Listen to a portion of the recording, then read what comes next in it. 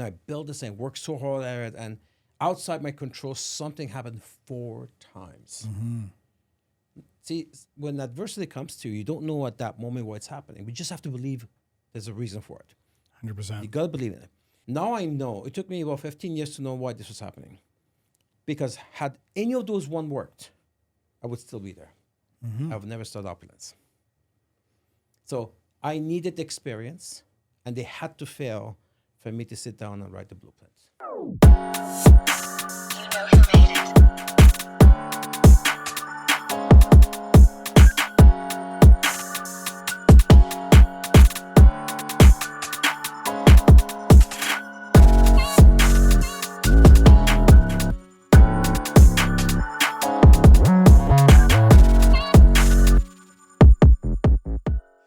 Welcome back to the Wealth Easy Show, where we talk all things wealth, health, and real estate. Today, my guest, he has started 6 different multi-million-dollar companies, and he's here to share how he created his wealth. Please welcome to the show, Ramin Mesgarlou. Welcome to the show. Good, John. Good to be here.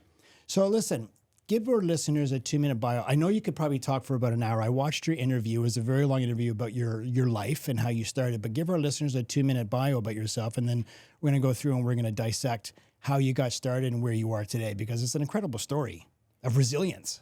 Thank you very much. Well, I was not the book school person. After high school, did a couple of years, but then it wasn't for me. For me, it was about the business. I had a business mind. I got into business early at 17, started my first business. Didn't last, but it was a good experience.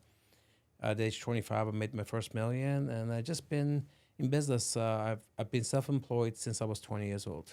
And I don't do too many things, very focused on a few things that we do, very stubborn. I think that's, but whatever we do, we're pretty stubborn about it. Yeah. So you've built a massive company now. It's called Opulence Global. And congratulations. I was at your grand opening a couple of weeks ago. And what a grand opening. I mean, no dollar spared. It was very high end. And the cars that were there were pretty incredible. It's become a global brand today. But what was life like for you before you created Opulence Global? And what were some of the struggles and moments that maybe made you doubt yourself early on? The doubt never ends, by the way. Doubt never ends? No. That's the spirit of an entrepreneur. Well, if you got the next, if you always got the next, if you don't have the next, then I guess there's no doubt. But if there's always the next, there's always doubt. Well, the reason I started my own company was by necessity, because every time I built it for someone else, they took it away from me. I built 4 multi-million-dollar businesses for other people, and every time it was taken away. Whether the company got shut down and sold, or they changed the plan, and people around me said, "Ramin, we did about $380 million worth of revenue for other people." I said, "Well, just start your own company, and we'll just join you, as opposed to keep doing for other people." So in 2005, I sat down at my desk in home office for about 30 hours, just wrote the blueprint for Opulence, and here we are, 20 years later. But in the younger years, you were in the pizza. You were in the pizza business. You started a driving service in the pizza business. My first business. Your first business was a driving service for delivering pizzas. Well, what happened was those days you couldn't find drivers. So, so I'm managing the kitchen at 17 at a pizza shop. So I started thinking, I said, you know what? We can't get drivers. So if I go buy a car and then advertise for drivers, and so I did that with a little Honda, and then we were charging the store $6 an hour, and we're paying them $4.50, so we got $1.50. And it was actually okay, Then we went up to 8 cars, and then what I didn't account for was that cars break down. Yes. And then after that, all these broken cars, I was like, okay, but this is not profitable anymore. So that was the first experience. So you've created your wealth, most of your wealth, in multi-level marketing. Direct What sales, was your first introduction and how you got started into this? Because you're also known as you're a mentor, and you do what's called the forensic network. Right. So you've created that, but what got you in the first door into direct sales? It's a good story. I was in the pizza business. I was a young guy, young athlete with a white shirt with red stains all over it, pizza sauce. And one of my customers came in at noon. I remember I was sitting like this. I hated what I was doing. I remember thinking to myself, precisely, waiting for the noon rush, I said, if it feels this bad at 20, it's going to feel a lot worse at 30. I don't want to be doing this for another 10 years, right? And there's an old saying, when the student is ready, the teacher will appear. So one of my most annoying customers came in. He was a carpet cleaner, and he gave me a flyer. And flyer said, how can a man make $73,000 a month selling cookies from his home? Just a piece of, and what got me was cars. I'm a car guy. It was a Porsche and a Jaguar in the front and a mansion. That's a $73,000 a month in 1990 selling cookies from his home. I thought there's a misprint, supposed to be selling cocaine from his home. So, because I'd never been exposed to the concept. So, but it intrigued me. I worked till 4 a.m, went home, took a shower, drove to Toronto from Ottawa, 400 kilometers. There was a meeting that day, met the millionaire, spent all day with him, went back 4:30 a.m. So now I've done 24 hours.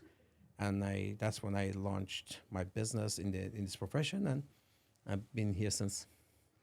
But you've had some, I wouldn't call them failure, but you've had setbacks in each and every one. So, looking back now, was there a moment where you almost gave up completely? My first company, I almost quit 6 times in the first 9 months. And Why? Okay, so when you're younger, wrestler, you got this. Probably it was harder for me than an average person. I couldn't take rejections very well, especially if somebody was rude about it. Then you got ego, so you're a world champion wrestler, and you don't get along with some of the people. So turns out that I was on my own, and so I had a lot of reasons, none of them valid, but when you're upset, when you're emotional, you think the easiest thing to do is bail out. But I stayed in. Can you imagine, had one of those 6 times worked, since then, trained over 1 million people. We've done almost $1 billion in business. So what would happen since then? Had I bailed out, a lot would have changed for the industry, because I'm part of the Hall of Fame. A lot of the things I've done with my book. So yeah, many times, and in every company I was with, there's a lot of peaks and valleys. But the worst thing is that after building it, outside my control, somebody took it away. And every time that happens, you look upstairs, and I have a very interesting relationship with my God. So every time something like this happens, I kind of look upstairs. I give him what I call the Ramin look. Like, you got some sense of humor. Bring it on. Because I always say, because I always try to do the good things, right? I consider myself a good person. And every time it's like, why me? Right? That when you start, I built this and worked so hard at it, and outside my control, something happened 4 times. See, when adversity comes to you, you don't know at that moment why it's happening. We just have to believe there's a reason for it. 100%. You got to believe in it. Sometimes you know the reason in 6 months, sometimes in 6 years, sometimes in 20 years. Now I know. It took me about 15 years to know why this was happening. Because had any of those one worked, I would still be there. I would never start Opulence.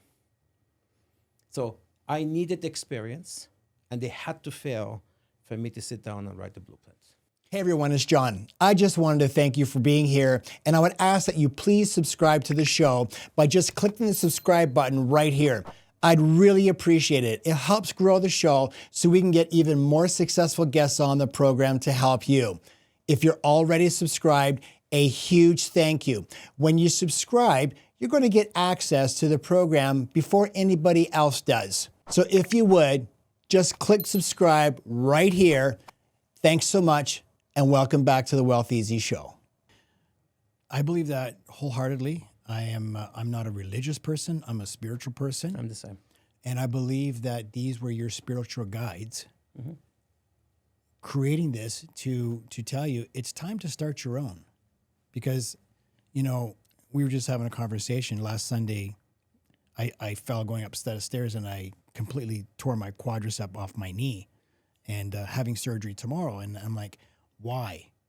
How can something so silly and so simple happen to me? Like I'm just walking up a flight of stairs. You know what my wife said? She said, I believe these are your spiritual guides that caused this because you need to slow down. Right. I said, slow down? I said, show me any successful entrepreneur that slows down.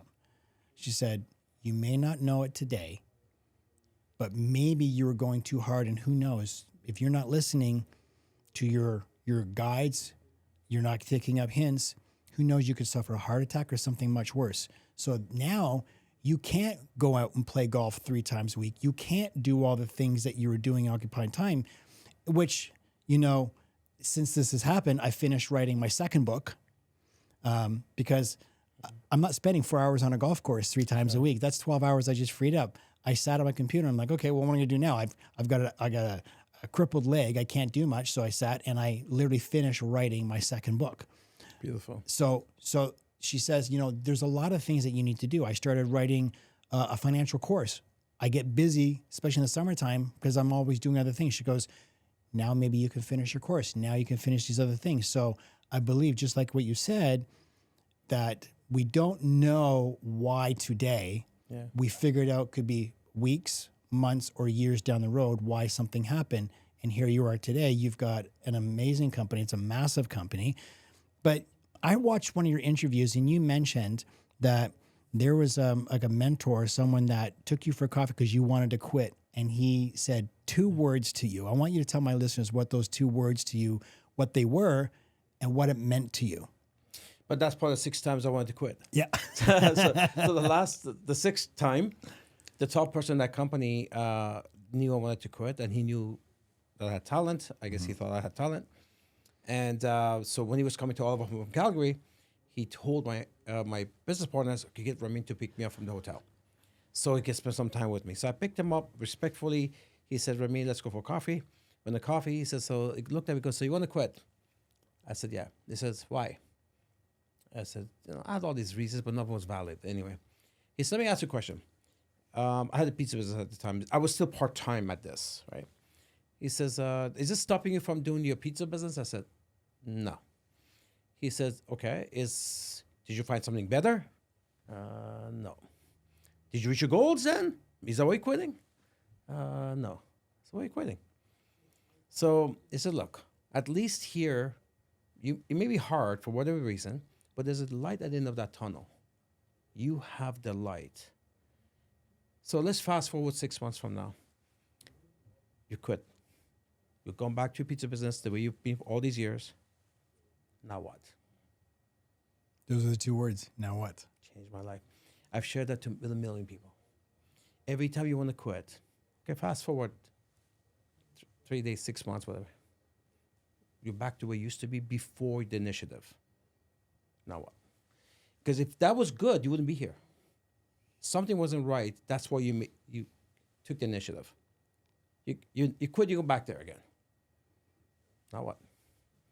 So 2005, you sit down and you spent 30 hours writing the blueprint to what is now Opulence Global. Yeah. When you were writing that blueprint, did you have any non-negotiables in there? Yeah, I'm genetically unemployable. So if it's not this, then what? Yeah. You know, I already tried building other people's companies, and 4 times they took it away. The other option is a job. I just can't do that. So what's left? I had to start my own business. So when you were starting your business, you also mentioned that you had to mortgage your home to launch this company, and you had family members that questioned whether you're risking everything. How did you manage the fear of potentially losing it all after already losing so much? You have to be clear-eyed about where you want to end up in life. Yeah. I had some, actually, what you would consider very good job offers after this. I didn't have to start Opulence. And because I had a track record, and people would ask me if I want to run their car dealerships or whatever. At the end of the day, it's not a life that I wanted. We have one life to live it. I know I'm very clear about what type of life I want. Mm-hmm. Job's not going to do it. I have to be self-employed. Whether self-employed within the bigger organization, which I tried, and 4 times, or I start my own. So I was very clear-eyed. There's only one choice, and so you have to do it. Okay? When you know very clearly what you got to do, fear doesn't matter. It really doesn't matter. Fear only comes into play when you're not clear on what you want to do. Mm-hmm. I think there's always fear. There's always there's that fear of what if I fail? And I think most entrepreneurs, I don't even think it's the fear of failing.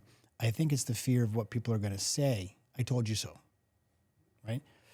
So what was the first few months? What did they look like starting Opulence? And, you know, when people didn't believe in what you're doing, what was those first few months creating? I think God likes to have fun with people, you know, and God really want to test you, because when I did this in my home office, I put this crazy target, and we call that building the billion, right from day one in my home office. And I think God looks at that and said, yeah, really? Okay, let's see. So my first few calls, it's always the worst ones. I call a guy up, and a very prominent business person, Jeff Hunt in Ottawa, owns Ottawa 67s, bunch of things. He had Sears Carpet Division, 300 franchises. He liked me. He says, here's my franchises, call them. So convention in Calgary, I called this guy up. Couldn't get a hold of him. Finally, we connected. And here's what he said to me. This is 3 months into this, in this career of mine.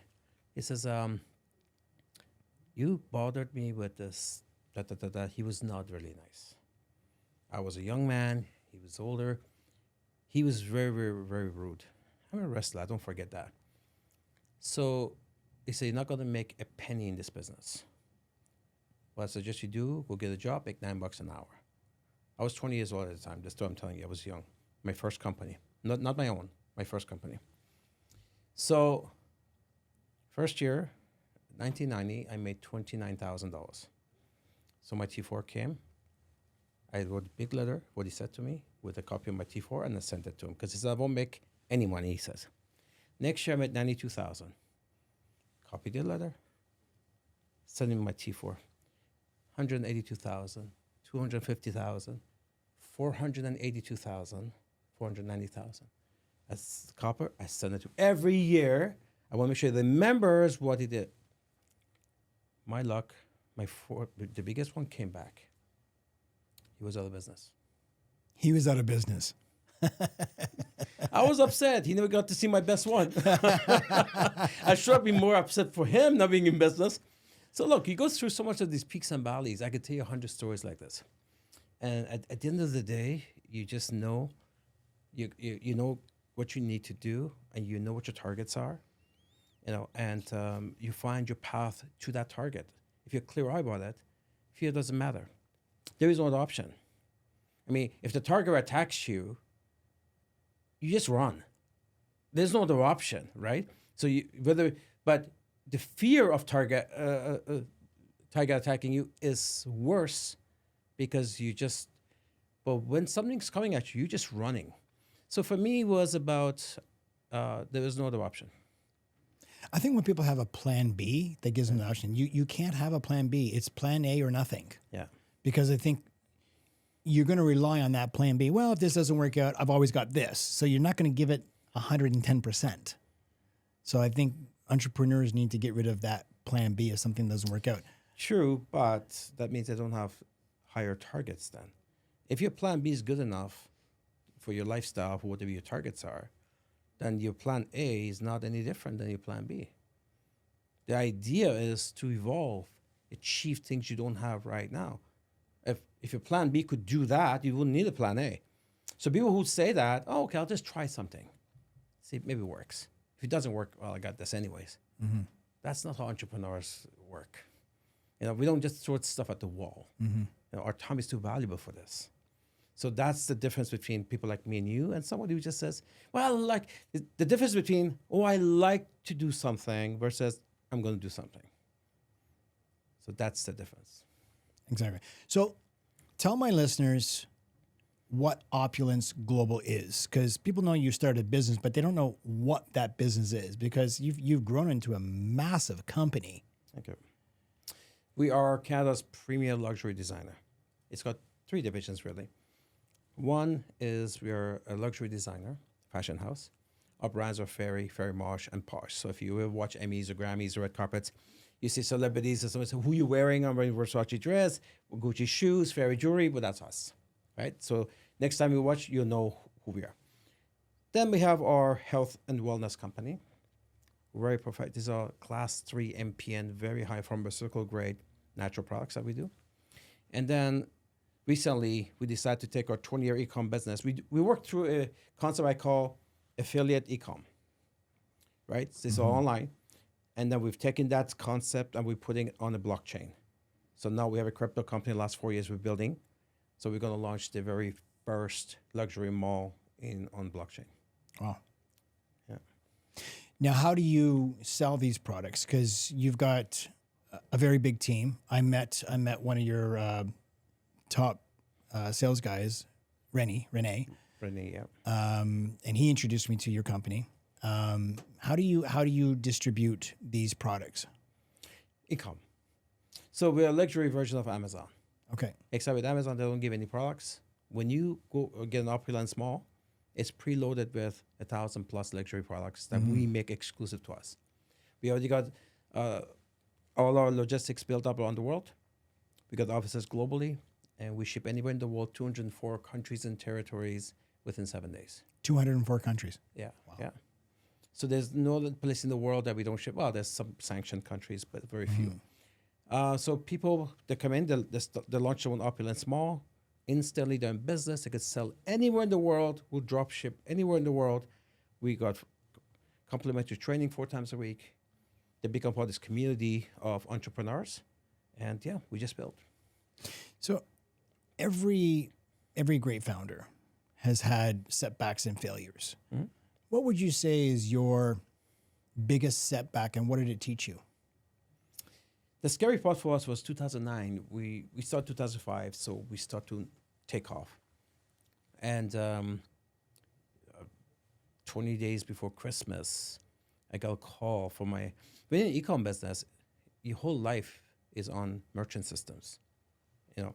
So, and I got a call from a merchant company saying that, well, the method of marketing is through affiliate e-com, and we don't actually support that. So you got 20 days to find another one. And at that time, this is a long time ago, a lot of these merchant companies did not support this, this type of marketing. And it was hard. We went 4 months. 4 months. So I convinced them. I said, keep charging it, don't pay me. So I can find somebody else, right? So it took me 4 months to find another merchant locally to do it. For 4 months, I never got a penny of revenue. And in the middle of that, I had to do a conference, and our conferences are very luxurious. So this is 2009. I had a $400,000 conference I did in the middle of it. For 4 months, not a penny of revenue, and I paid everybody. Nobody knew what happened. Once we replaced them, that's when I started telling the story that we really went through this, because I think that was a moment that I thought, okay, if we don't do this, we're done. Wow. So they were still billing, but they weren't paying you. So Yeah. when you transferred merchants, did they just transfer the funds over? Eventually, they start doing it. Yeah.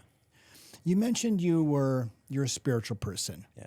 Spiritual people have mental habits to go through. And I'm curious, what mental habits or daily routines helped you push through some of the hardest times, and even today? I am obsessed with YouTube. From the morning when I wake up and night time I go to sleep. And I realized one thing, how we talk about gym and eating right and for our bodies, our mind goes through even more abuse than our bodies do. So I have to give myself 1 or 2 sessions of PD every single day. And I'm very curious. And what I find is after 35 years of doing this, the more I seek, I realize the less I know. It's not like, because I can have a conversation with anybody because I've done this for so long, but then every single day that I'm listening to think, there's so much more you can have. So you got to evolve. For me, it's about, at nighttime, I say take a personal inventory. You go to brush your teeth. You got to ask yourself a question. Am I a better person today than I was yesterday? Because if you're not, how you are brought you to where you are. If there is a next one for you, but guess what? You're not getting there. How you are brought you to where you are. So every day you gotta evolve. You gotta evolve. It's always about the next. I wrote in my book 20 years ago, I said, life is not about achieving happiness. It's about happily achieving. It's always about the next. So if you're going to go next, you can't do it with your current knowledge. Somebody says, I want to be a millionaire. Well, you're not a millionaire now. So that means you have to evolve to a different version of yourself, better version of yourself. Somebody says, well, I want to be comfortable. Well, if you're not comfortable now, right, how you are brought you to where you are. How do you evolve? You need information. You need to seek that information, what that means to you. So a lot of times I don't even know. I have certain interest, which I'm all constantly digging into daily. And I'm not necessarily just searching for something, but I'm on the topic. A lot of it has to do with foundation. You know, I got into the Stoic thing a few years ago, and I'm just obsessed with that. The Stoic, Marcus Aurelius. Once you get into that mode, you start to realize the world as we see it is a small part of what's available in the world. I always call life's full menu. To have access to life's full menu, you can't be a normal person. You're really going to have to start digging what's out there. You got to tap into a different part of your mind. The information is available. You have to start seeking for it. So my thing is about every single day, evolve. Learn something new. Yeah, you have to. And I'm so obsessed with that. It's to the point that sometimes I do like 4 sessions a day. Because every time I'm driving, I'm listening to something. I'm eating, I'm watching something. You know, I go to sleep, I fall asleep before, like, I'm obsessed with it. When you set up a target, building the billion, and then you know we're close to it, okay, I'm not good enough. That's it. I'm just not good. We need to evolve to a point that can happen. Well, I think we feed our bodies with food. We go to the gym, we exercise our arms, our legs. But what are we doing to exercise our brain? Nothing. We have to feed it. Right. But we have to feed it with good stuff, because if I was to eat at McDonald's every day, I'm going to be heavily overweight and probably have high cholesterol and bad health. But if I'm bringing in good food, I'm going to build a healthy body. I think the same goes with what are we bringing into our brains? Is it good information or is it bad information? So when I'm in the gym, very rarely am I listening to music. I'm listening to someone else's podcast, or I'm listening to an Audible book. Most of the time I'm listening to somebody else's podcast. Some of them in my business. I'm hearing what other people's perspectives are, and I'm learning, because I too, you know, being in a financial advisor for 26 years, published a book, written my second book, I still don't believe that I know it all. Of course. And I'm constantly going to masterminds with people in my business, because there could be that 1 or 2 nuggets that I pick up. Like, I've been in business 26 years and I just learned something new. Every time I go to a mastermind, it costs me money, flight, hotel, the cost of attending, because I know that I'm going to pick up a couple of new things that I've never learned before. So I think it's really important, like you say, what are, you know, being on YouTube or Instagram, like, but what are we feeding our minds? And I think it's important that we have to feed ourselves with good information. Let's talk money. So how did you actually create your wealth? And what were some of the key principles, strategies, and turning points that changed everything for you? I made my money in the direct sales business.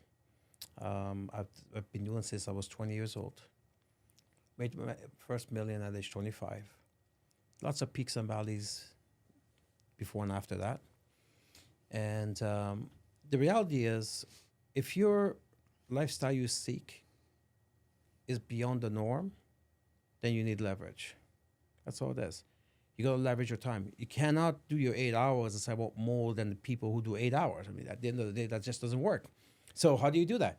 You know, if you've got a lot of money, you can do a bunch of franchises. I didn't have that.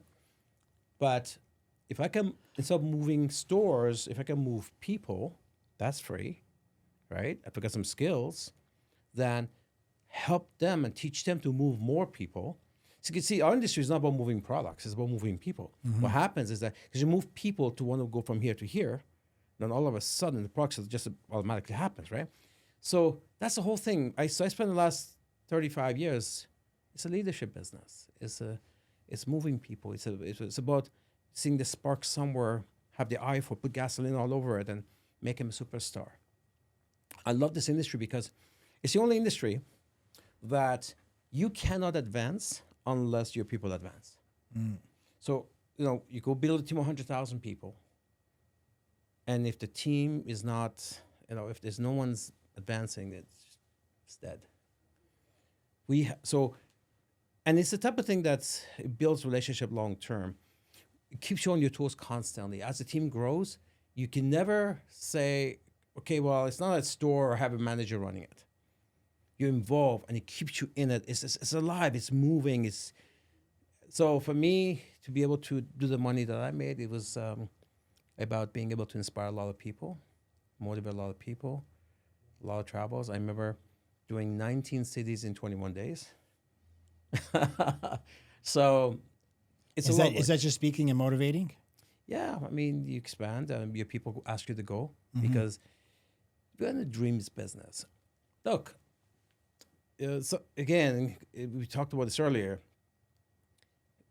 If you become part of your environment, and if that's what you want, then that's fine. But then you complain why you don't have the things that you want. Things are expensive, all this stuff, right?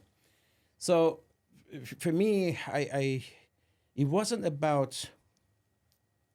It's like when I was wrestling. It was never about getting the gold medal. It was about do everything I can to prevent the silver medal. There is two different things. If you go for the gold medal, if you finish silver, you did okay, right? But if you go into the gold medal match and everything you did all day was to avoid the silver, there's only one thing to do. In business, for me, it's the same thing. It's not about making a million. It's about avoiding the norm.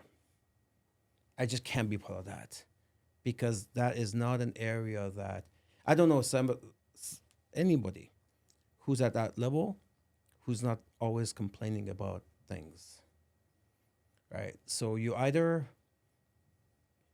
I guess, take the pain, build it up, or don't do that, take the pain, staying there. They're both painful, but one takes you the way you want to go. So choose your pain. And one keeps you there forever. So for me, and I think for a lot of people, I like our industry because it's an education industry, it's a leadership industry. You build some of the best friendships. If you do it right, it's like everything else. I mean, you got to be the right company, right team. You got to do your part. And I believe our industry is the last bastion of free enterprise. It's the last chance for the average person to be able to do something extraordinary. Because it's really education business. You lift yourself up and lifting up people up, and you are part of the elites. You can't do that in traditional business. Outside the knowledge, you're gonna need money. You're gonna need resources. I have the very similar analogy in financial planning, and that is I believe that there's greater opportunity to show people how to avoid losses than to always trying to pick the winners. Same concept. What's the greatest amount of money that you've ever made in a single year? As a distributor? Yeah. 540,000 as a distributor. That's commissions. Was that when you were working for somebody Yeah. else? How about as a business owner? As a business owner, what you do is that you're in a country that taxes you 53.5%. So you take what you need. Take what you need. But this is the thing. But when I started giving myself 7-figure annually, and because I was still expanding my lifestyle, I guess there's things I wanted, the cars or whatever, and I started. So you do that for a while, and then you get your thing from the government, and you said, oh my God, I pay like $560,000 in personal income tax. And then you start to realize this is not right. This is just not right. No one should be, because I didn't go to the hospital more than anyone else. So Right. It's one of those things I start to realize, okay, there are things have to change. So you take what you need, right? There's no point of taking more than what you need. I think that's the problem with a lot of business owners is that you take what you need because people don't want to pay the tax. So they ended up leaving all this money inside their corporation and they're scratching their head and going, now how do I get this out and pay the least amount of tax? 100%. That's where I come in. Especially in this country. Well, absolutely. That's where I come in, and I That's show you how where to do Wall, it. we thought Wall Street comes in. That's right. So now I'm going to show you financial strategies and a tool how to get that money out. What do you think is the biggest misconception that people have about how to create wealth? Biggest misconception. Well, people think you got to work hard. Everybody works hard. They don't create wealth. Work smart. But yeah. So, I mean, look, working hard, obviously, you know, the energy matters. But it's who you're working hard for, right? If you're working hard for someone else, well, I guess you're building their dream. The very first thing, you got to be an entrepreneur, right? You can't trade time for money, expect to get wealthy. It just doesn't work. So very first thing it's just non-negotiable. You don't need to debate that. You got to be an entrepreneur. Once you do that, then you also have to start. It's deeper than the basic stuff, because I believe if you're not in line with wealth creation mentally, it's just not going to happen. You know, for years we used to, and I think part of the reason why we never hit our target was because I'm still learning, because we did very well, but we never hit the billion. And I believe that the companies that did were so much better than them. So I always question, how is it that we never hit the billion and this company did, and we're so much better, and they know we're better. And I could never understand. And when I started thinking deeper within myself, it's okay, well, nature has certain laws. It never deviates from its laws. And one of the laws of what happens when you chase something? It runs away, right? I wasn't in line having the billion come to us and for us to be good enough that we expected to come. We're chasing something and we're not even good enough. So for me, the misconception about creating wealth, well, first thing is be an entrepreneur, right? People like to do savings. I'm not a savings guy. I'm an investment guy. You know what? I don't think anyone got rich saving. No. Right? So I could tell you, as a 26-year veteran in this business, in the financial services business, not one of my high net worth clients ever created money by saving or in the stock market. They created their wealth in businesses. That's right. Investing in themselves and real estate. So let me ask you this, because I mean, this is your expertise. I mean, why is this? Why is that the case? Is it because you just follow the parents? You know, because what they did 30 years ago may have been relevant for 30 years ago, but really every decade gets tougher. So why is it that people today still follow that 50, 100-year-old format? It's an old belief system. We have to break that belief system. And you have to understand, where are they getting the advice from? Who's giving you that advice? You can get that advice from a bank, a traditional financial advisor, right? You got to understand, when I was in that business, managing money, I wanted you to give me all of your money on an ongoing basis, and I wanted to hold on to it for as long as possible and give it back as little as possible. Why? Because I got paid a 1% fee on the total asset. So I'm trying to get you to invest in markets, stock markets. I'm not teaching you how to buy a building or take, $500,000 from your portfolio, put it down on an investment property, because I really think that is where a lot of wealth is created, is in real estate, but investing in yourself. So I think it's an old belief system that we have to change, because you said it yourself, you have to evolve and grow. And you can't be selling pagers in a smartphone time. We have evolved, and I think the advice needs to change along with that. When you say real estate, though, I want you to clear that up, because somebody says, yeah, well, I have a house. That doesn't make him an entrepreneur. Principal residence? Right. Doesn't make you, doesn't do anything. So what is your definition of being an entrepreneur in the real estate market? Being an entrepreneur in the real Or estate. an investor.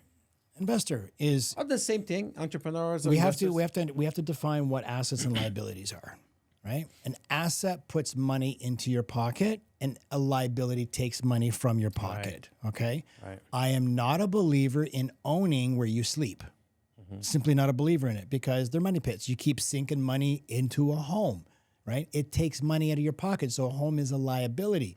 I am a big believer in real estate, owning real estate, something that cash flows, something's going to pay me monthly, So I love to own investment properties, a home or condos. I have several pre-construction condos. I've got some real estate.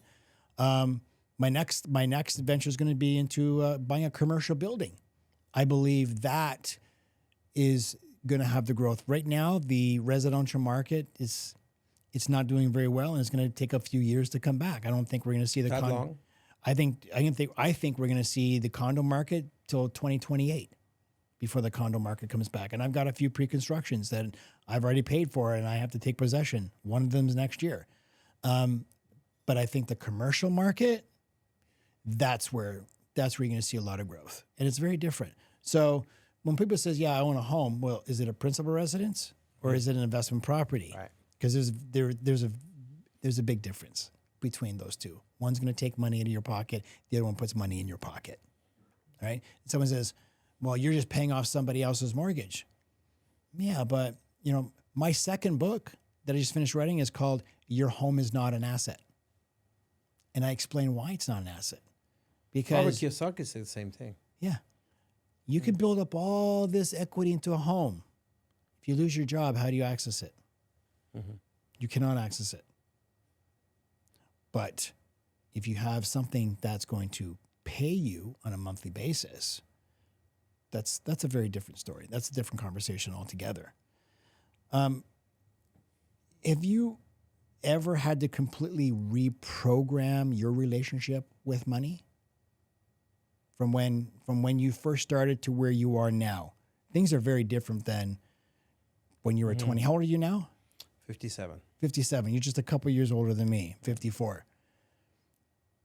What money meant back to you when you were 20 and what it means today, has your relationship with money changed? 100%. 20, money is just something you spend. Yeah. Money is something that, you have fun with. Today, money to me is energy. And you got to treat energy differently. 100%. It's energy. Yeah. It's a currency. And what's currency? It flows. Yeah, absolutely. Energy. So, you know what? I'm still trying to, going back to the billion, I'm still trying to figure out how to navigate and communicate that out there. Because it's not about the product or the company or the people. We have all that. Something else is missing. And we're trying to align ourselves with that energy and to be able to, and people, so if you're not into the stuff like I've done for 35 years, it doesn't make sense to you. I can tell you, I've talked to billionaires and the whole focus is on this stuff. That's why they are the 0.1 of the 1%. So I'm always looking, okay, what is it that these people know? When I was 20 years old, actually, no, 18 years old, I didn't have much at the time. So I would go to these big areas, big mansions, right? I used to look at these homes one day. And it used to burn me inside that I didn't have it. I was happy for them. I'm 18. And in wrestling was the same thing. It was always about my opponent. I don't see a face. I see a structure. I'm not going to stop till the structure is no longer standing. So I go to these homes, areas. So, okay, that person has one head, 2 arms, and 2 legs just like I do. He's not from a different planet. I need to find out what he knows, right? So I'm still doing the same thing. Like these people out there that do extraordinary things. Like, what is it that they know? And it's not so much about the trade secret, because that was different. It's the relationship with money. It's the vibrations of money. And that's what I'm trying to figure out for the next level. It may sound like we care about money too much. It's not about that at all. Our business is 65% of our income goes back as commissions to other people. One of my targets is to create 1,000 millionaires. That's how we do it. We need to build it to do that. Aside from that, we do a lot of philanthropy around the world, and we have a budget for that. We have orphanage homes globally. We keep building these orphanage homes, and they keep calling back for more stuff, and it's never enough budget, right? So it's not because I need $1 billion. Nobody needs $1 billion, right? Our lifestyle is pretty good. If you want to do that, because there's a whole bunch of other things you're trying to accomplish. It's about the next. So that's where it's at. The way I look at money now, I'm not looking at something that buys something. I'm looking at, because we all have what we need. I mean, you've got at this point you got what you need. It's about you want to tap into a source of energy that could really make a difference in environment outside your own.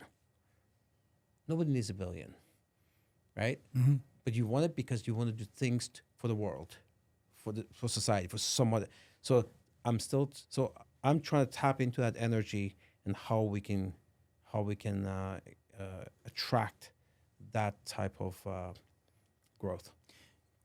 Did you come from money? Were your parents wealthy? No, they were not. But like I was privileged because my mother was a diplomat for Iran, so we traveled. But diplomats are not wealthy. You know, we have a pretty good life, but they're not wealthy. But what happened was when we came to Canada, because that's when the revolution happened. So for a diplomat, we came here. She took all her money, put in a restaurant because we're very small. And she was there for 4 years. We tried to help out, wrestle and all this stuff. So then we started with basically renting a little apartment. So it wasn't like we came with all this money. At age 13, I had a job. My brother had a job to help out with the household. So we built it up in this. So it wasn't something that we got to enjoy for too long. You're known for creating the forensic networker. So can you explain what the philosophy means and how it applies to both business and life? In direct sales, you get a lot of part-time people. Yep. And they're not very sophisticated in business because they had a job or something. So they come in and they think to build a big business is just go, sell something or get somebody in the business. They don't realize it's a real full-fledged business. Traditional business and direct sales, they're not that much different. The principles are the same. Except one has leverage attached to it, one doesn't. That's all it is. So forensic network is about making people a business owner first, and then make them super salespeople and super trainers and all of that. It's backwards in the industry right now. They bring somebody who doesn't know, who never ran a business, and want to teach them how to become the best closers, best recruiters, well, it's like putting somebody on Le Mans that doesn't have a driver's license yet. Okay. What do you think separates a good leader from a great one in your eyes? People use the word leader very liberally. There's two words I don't use much at all. One is leader, one is friend. You really have to earn those two things. But it's used so often. So, okay, leader. Let me tell you what the leader is. Leader is the one that A, leads, not tells. B, leads for the people. You got to really care. Because, and C, you don't stop. You got to be the hardest working person on the team. You can talk to people in my company. They'll tell you, Ramin and Sanaz, the CEO and the SVP, hardest working individuals in the company. We've done for 20 years. And I think when we use the word leader too liberally, it takes away. If everyone's a leader, then who's the leader? So for me, the leader has to really stand out. So if you're hardest working individual, if you care about other people, if you're constantly evolving and getting the information first, because leader is a leader because technically they should know more than you. Otherwise, if I know more than the leader, then I should be a leader, right? People don't follow these principles. It's just a title. Oh, he's my friend. Okay. Will he be up? Can you call him at 3 o'clock in the morning because you're stuck in a snowstorm? Probably not. Why call me a friend? He's someone you hang with. People confuse good times with friendship. Yeah. What do you think the most important skill that you think entrepreneurs should be developing today? More important skill, well, there's a few. But I think depends what you're doing. I mean, there's a lot of skills. Personally, I always go with the foundation. If the foundation means you, if you're not ready to build for the next 5 to 10 years, if you're not ready to go through the peaks and valleys, doesn't matter what you do, you're not going to be successful. I mean, if we're talking about the foundation, if you already have that, then I guess you should look into, okay, what is the market today? Well, it's social media, it's AI, it's all that stuff. But before we get to any of that, are you going to finish the race? Now let's talk about this. Calgary Tower is 13,000 tons. Have you seen the Calgary Tower? I've been to Calgary several times. Yeah, it's just a smaller version of the CN Tower. They have one. Yeah. Yeah. It's 13,000 tons, 7 of which is under the ground. You don't get to see it. Mm-hmm. That's human beings, right? If you're not strong, doesn't matter what you get into. You're going to quit in 6 months anyways. So I always tell everybody, stop building a foundation first, your belief level. I wrote in my book, don't set goals, because I think goals is one of the reasons why people, they just fail in life. Because to me, goal is something it's nice to achieve. It's like a New Year's resolution. I'm going to quit smoking. 2 weeks later, it's smoking. Because goal is not personal. It's like, it's something nice to achieve. So I said, make a promise list, not a goal list. Because most people will do all they can to keep their promises. If I made a promise to you, my son, it's personal. Make a promise list, not a goal list. That's a good way of looking at things. I like that because for most men, most people, a promise carries a lot of weight, Yeah, personal. right? If I say to you, I promise to do X, Y, Z, I'm going to do everything I can to do X, Y, Z. But if I make a goal to do something and you don't hit it, it's like, okay, I didn't hit it, Yeah. right? Still going. Yeah. Yeah, it's still going. But, I like that. I learned something new today. Make promises to yourself.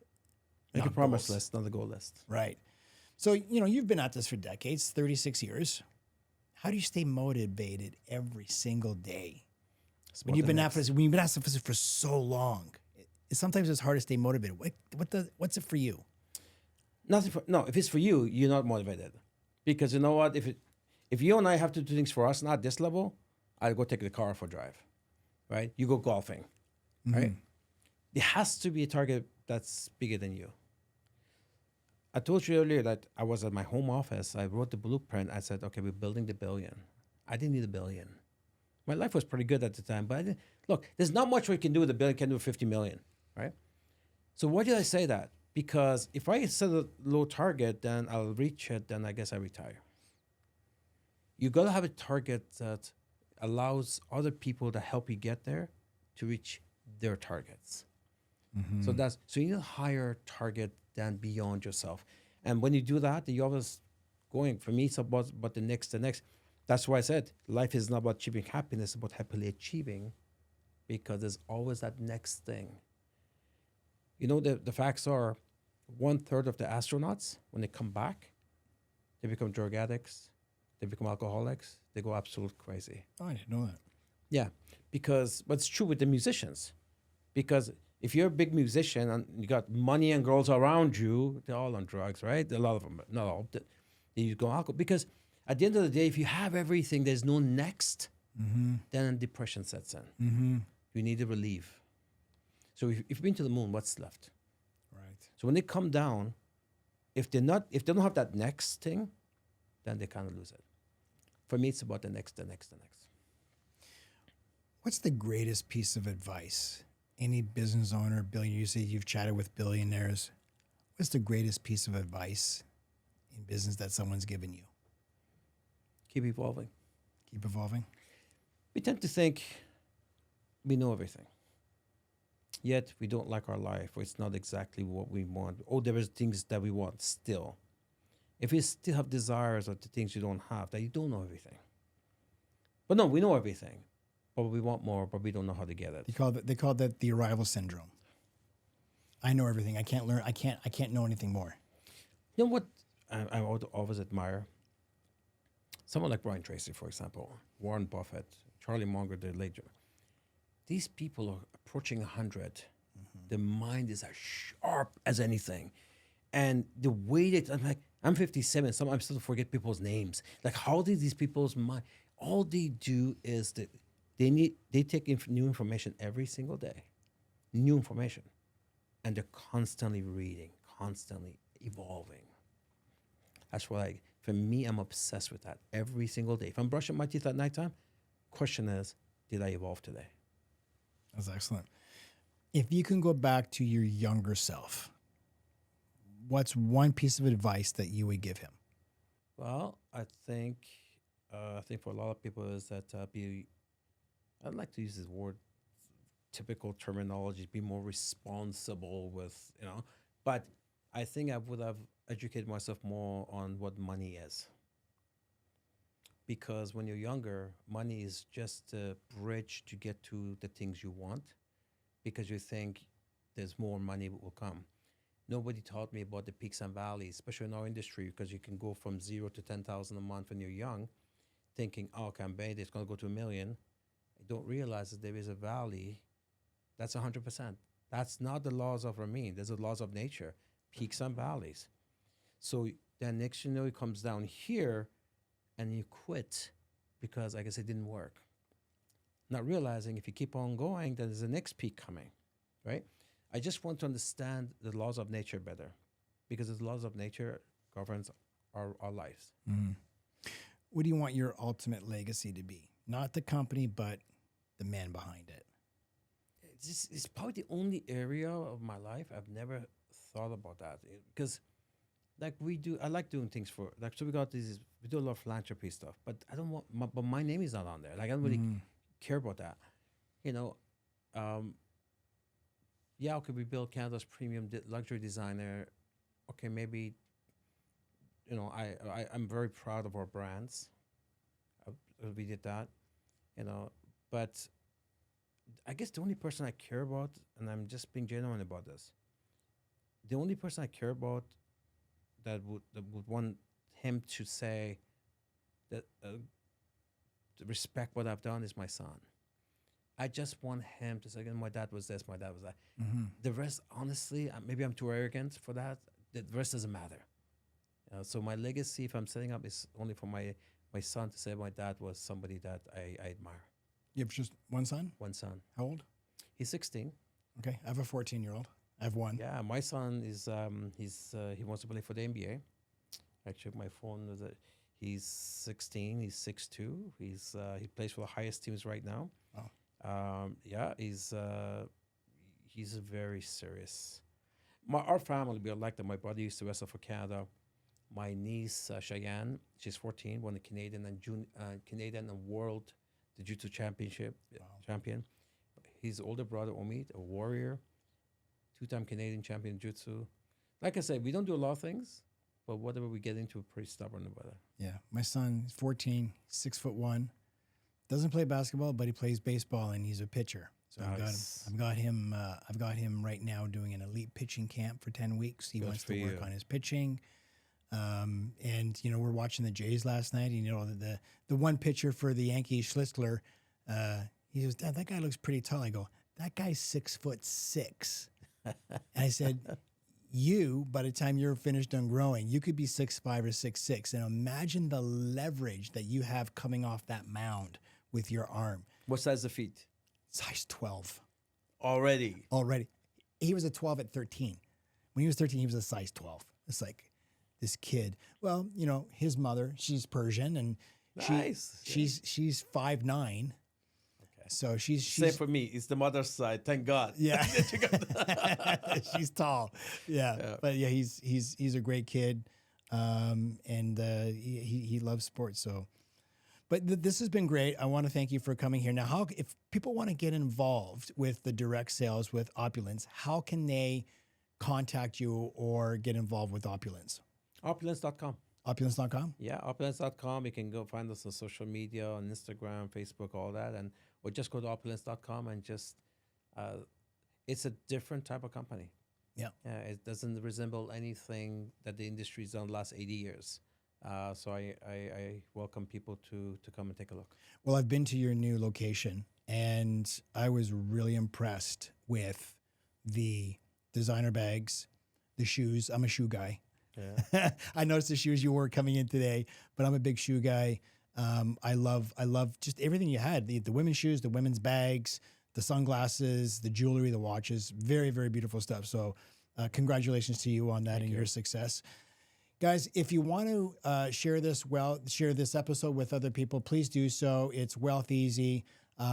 Like, subscribe, and guys, don't forget to pick up my book, Wealth Without Wall Street. It's going to teach you all the secrets of creating wealth that you're simply not going to learn at school. That's all for today. So take care of your wealth and your health.